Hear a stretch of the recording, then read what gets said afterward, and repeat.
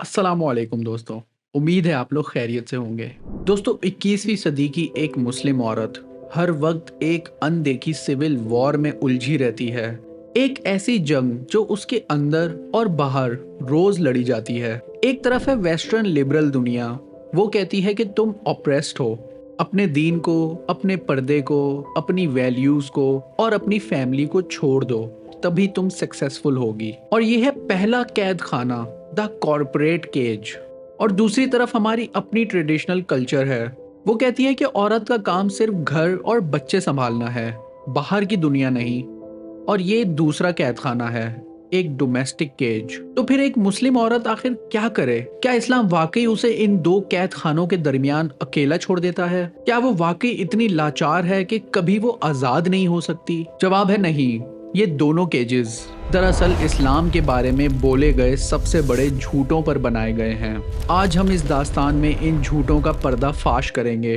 हम कुरान के grand laser को खोलेंगे और हम अनकवर करेंगे 1400 साल पहले भेजे गए ओरिजिनल ब्लूप्रिंट्स जो हमेशा से हमारी आंखों के सामने थे।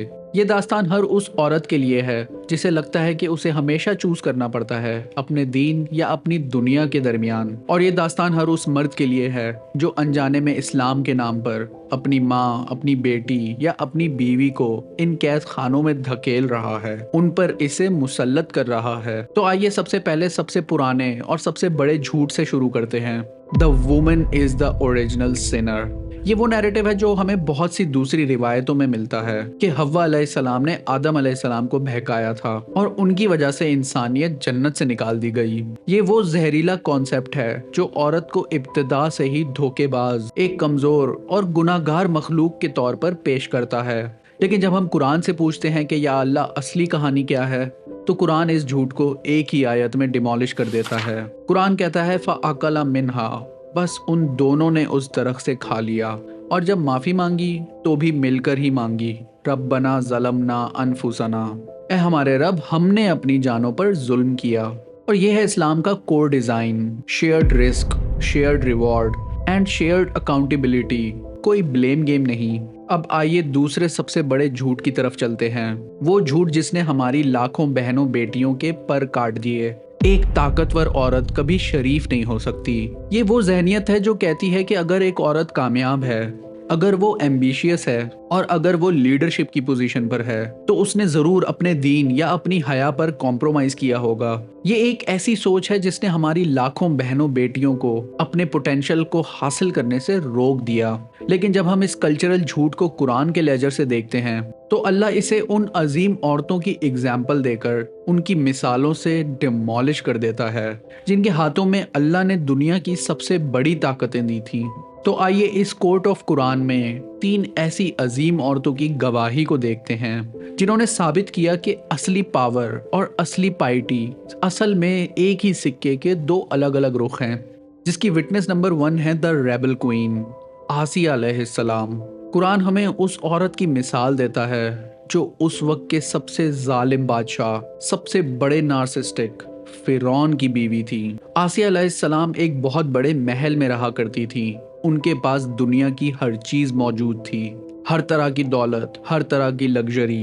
लेकिन उन्होंने इस दुनियावी पावर के बदले में स्पिरिचुअल पावर को चुना। उन्होंने फिरौन के तख्त के नीचे मूसा अलैहिस्सलाम की हिफाजत की और आखिर में उन्होंने मिस्र के महल के बदले जन्नत में एक घर मांग लिया और शहादत की मौत पाई। उन्होंने साबित किया कि असली ताकत महल में रहने से नहीं आती, बल्कि उस महल के भी खालिक पर सच्चे और खालिस ईमान रखने से आती है। और हमारी विटनेस नंबर 2 है द डिप्लोमेटिक क्वीन, बिल्कीस अलैहिस्सलाम। कुरान हमें शीबा की मलका बिल्कीस अलैहिस्सलाम की कहानी सुनाता है। एक ऐसी औरत जो एक बहुत ही दौलतमंद सल्तनत की अकेली डिक्टेटर थी। जब सुलेमान अलैहिस्सलाम का खत उन तक पहुंचा, तो उन्होंने अपने मेल एडवाइजर्स की बात पर अमल करके सुलेमान अलैहिस्सलाम पर फौरन जंग मुसल्लत नहीं कर दी। उन्होंने शूरा की कंसल्टेंसी के साथ साथ डिप्लोमेसी को भी जारी रखा और जब हक उन पर जाहिर हो गया, तो उन्होंने अपनी पूरी ईगो, अपनी पूरी सल्तनत अल्लाह के मास्टर प्लान के आगे सबमिट कर दी। उनकी ताकत उनकी तलवार में नहीं, उनकी हिकमत में थी।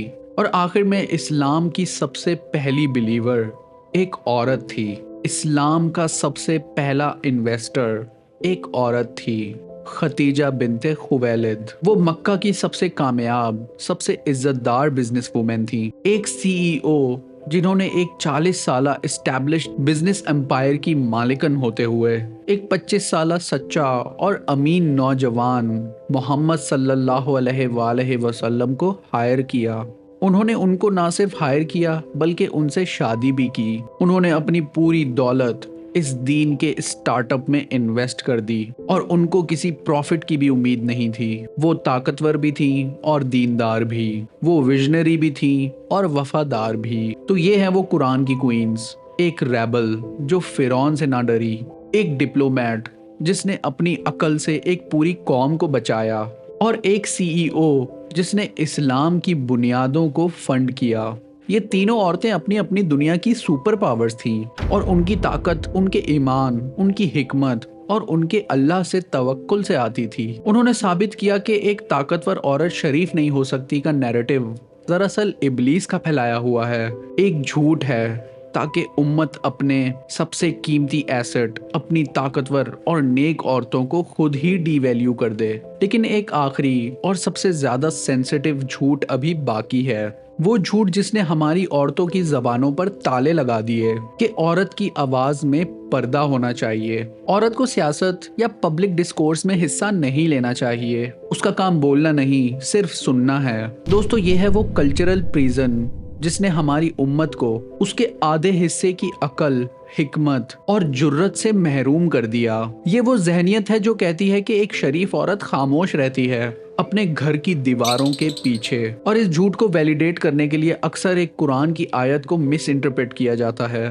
جہاں اللہ نبی صلی اللہ علیہ وآلہ وسلم کی بیویوں سے فرماتے ہیں، بس گفتگو میں نرمی نہ اختیار کرنا کہ جس کے دل میں روگ ہے وہ کوئی لالچ نہ کرے۔ لیکن مفسرین بتاتے ہیں کہ اس آیت کا مقصد عورتوں کی زبان پر تالا لگانا نہیں، انہیں ہمیشہ کے لیے خاموش کر دینا نہیں ہے۔ اس کا مقصد ہے انہیں ایک ڈگنیفائڈ ٹون سکھانا تاکہ وہ فتنہ اور فساد سے محفوظ رہیں۔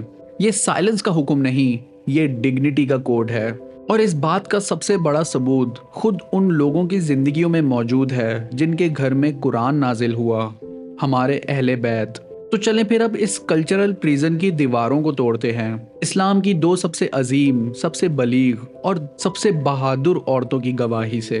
ہماری پہلی گواہ ہیں the daughter of the prophet, Fatima Zahra علیہ السلام۔ جب ان کے والد رسول اللہ صلی اللہ علیہ وآلہ وسلم اس دنیا سے پردہ فرما گئے تو ان کی وراثت میں ایک باغ تھا جس کا نام فدق تھا۔ تو اس باغ کو ہمارے پہلے خلیفہ ابو بکر رضی تعالیٰ عنہ نے حکومت کے انڈر لے لیا، اور اس بات پر بی بی فاطمہ علیہ السلام کا ان سے اختلاف ہو گیا۔ تو کیا پھر وہ خاموش اپنے گھر پر بیٹھ گئیں؟ کیا انہوں نے یہ سوچا کہ میں ایک عورت ہوں اور میں ان مردوں کے معاملات میں کیسے بول سکتی ہوں؟ نہیں، صحیح البخاری جلد نمبر 5 اور حدیث نمبر 4240 کے اندر یہ واقعہ درج ہوا ہے، جو ثابت کرتا ہے کہ بی بی فاطمہ سلام اللہ علیہ اپنے حق کے لیے ہمارے پہلے خلیفہ کے دربار میں گئیں، اور وہاں انہوں نے بھرے دربار میں سب مردوں کی محفل میں تاریخ کا سب سے بلیغ خطبہ دیا۔ انہوں نے قرآن سے دلیلیں دیں جس کی پوری تفصیل آپ بلاغت النساء اور الاحتجاج جیسی کلاسیکل کتابوں میں دیکھ سکتے ہیں۔ انہوں نے اپنے لیگل رائٹس کا کیس خود پیش کیا۔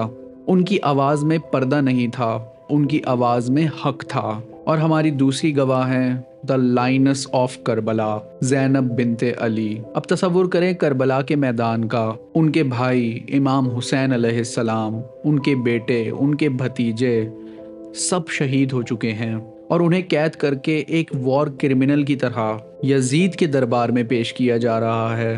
اس وقت امام حسین کے بیٹے امام زین العابدین بیمار بھی تھے اور ان کی جان کی حفاظت بھی ضروری تھی، اور یہاں بی بی زینب سلام اللہ علیہ آگے بڑھی، اور یہ شاید اللہ کی ہی حکمت تھی کہ اس نے اس اہل بیت کی عظیم عورت کے ذریعے قیامت تک آنے والی ہر مسلمان عورت کے لیے ایک مثال بنا دیا۔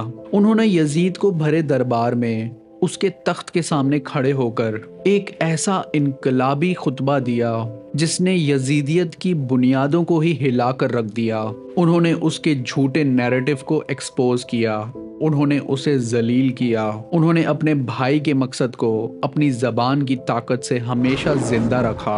उनकी आवाज में खौफ या पर्दा नहीं था, उनकी आवाज में इनकलाब था। तो दोस्तों, एक तरफ हमारा कल्चर है जो कहता है औरत को खामोश रहना चाहिए, और दूसरी तरफ हमारे अपने प्यारे नबी सल्लल्लाहु अलैहि वसल्लम की बेटी और उनकी नवासी हैं, जो हमें अपने अमल से सिखा रही हैं कि जब हक की बात हो या जब जुल्म के खिलाफ बोलना हो, तब एक मोमिन औरत की आवाज एक तलवार से भी ज्यादा ताकतवर हो सकती है। इस्लाम औरत की जबान पर ताला नहीं लगाता। इस्लाम उसकी जबान को हक और हिकमत की ताकत देता है। वो उसे बताता है क्या बोलना है, कब बोलना है और कैसे बोलना है। और जब हमने इन 3 बड़े झूठों को एक्सपोज कर दिया, इनके ऊपर से पर्दा फाश कर दिया, तो अब जरा आईने का रुख हम अपनी तरफ मोड़ते हैं। अब हमें ये देखना है कि ये झूठ हमारे माशरे में, हमारी गलियों में आज तक कैसे जिंदा है। हालांकि हमारे पास तो इस्लाम के ये दिए हुए आइडियल ब्लूप्रिंट्स मौजूद थे, लेकिन फिर भी जब हम इन रोशन मिसालों से आज के माशरे पर रोशनी डालते हैं, उन पर एक नज़र दौड़ाते हैं, तो हमें हर तरफ सिर्फ अंधेरा क्यों नज़र आता है। अगर हमारा दीन इतना एम्पावरिंग है, तो हमारी माओं, बेटियों और बहनों को आज तक केजेस में क्यों बंद रखा हुआ है? इसका जवाब दोस्तों बहुत ही सिंपल लेकिन बहुत ही तल्ख है। इसका जवाब है कि हमने हमारे नबी सल्लल्लाहु अलैहि वसल्लम और उनकी अहले बैत की तालीमात को छोड़कर जाहिलाना कल्चर और ट्राइबल ट्रेडिशंस को ही अपना दीन बना लिया है। हमने इस्लाम के ब्लूप्रिंट को अपने ही हाथों से करप्ट कर दिया है। ये कल्चरल इस्लाम दरअसल कोई असली इस्लाम नहीं है, ये एक काउंटरफिट प्रोडक्ट है। और आइए इस बिट्रेल की 3 मिसालें अपने ही खित्ते में देखते हैं। Crime number 1 is the war on knowledge. आज हम देखते हैं कि हमारे ही एक मुसलमान मुल्क अफगानिस्तान में इस्लाम के नाम पर औरत की तालीम को रोक दिया जाता है। उस पर स्कूल और यूनिवर्सिटीज के दरवाजे बंद कर दिए जाते हैं, जबकि हमारे ही नबी की हदीस है, जिसे हर सेक्ट मानता है, कि इल्म हासिल करना हर मुसलमान पर फर्ज है। और उन्होंने मुस्लिम का वर्ड इस्तेमाल किया, जो मर्द और औरत दोनों के लिए है। और कुरान की पहली वही वो इकरा थी, मतलब पढ़। तो ये तालीम पर पाबंदी इस्लाम नहीं है, ये कल्चरल ऑपरेशन है जो इस्लाम का मखोटा पहनी हुई है। Crime number 2 is the war on leadership. हमने देखा कि जब पाकिस्तान में बेनजीर भुट्टो सियासत में आई, तो बहुत से उलमा ने फतवा दिया कि औरत की हुक्मरानी तो जायज ही नहीं। वो भूल गए कि इस्लाम की पहली इन्वेस्टर और स्ट्रेटेजिस्ट एक औरत ही थी। वो भूल गए कि यजीद के तख्त को जिसने हिलाया वो औरत ही थी। वो भूल गए कि कुरान ने एक हुक्मरान औरत की तारीफ सिर्फ उसकी हिकमत की वजह से की।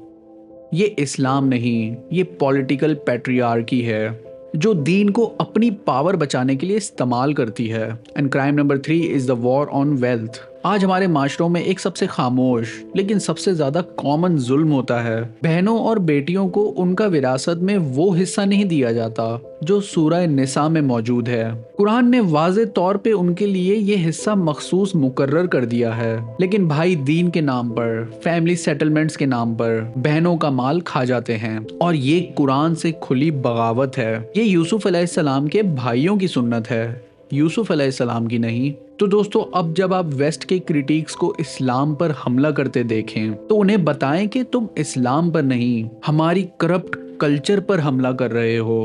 तुम उस डिफेक्टेड प्रोडक्ट को देख रहे हो जिसे हमने खुद बनाया है। हमारा दीन तो पाक है, लेकिन हम उसके मानने वाले गंदे हो गए हैं। पूरी बहस का खुलासा ये है कि इस्लाम ने औरत को कभी भी कैद नहीं किया, हमने किया है। तो इस टूटे हुए सिस्टम और इस कल्चरल प्रिजन को देखकर एक मॉडर्न मुसलमान औरत मायूस हो सकती है। वो सोच सकती है कि सोसाइटी उसे कोई पावर नहीं देती, लेकिन इस्लाम उसे बताता है कि उसकी असली ताकत उसकी जॉब टाइटल या उसका बैंक बैलेंस नहीं, उसकी असली ताकत उसके किरदार और उसके इन्फ्लुएंस में है। और आपका सर्कल ऑफ इन्फ्लुएंस चाहे कितना भी छोटा हो, दरअसल कायनात का सबसे अहम बैटलफील्ड है, क्योंकि यहाँ पर ही अगली नस्ल की तरबियत होती है।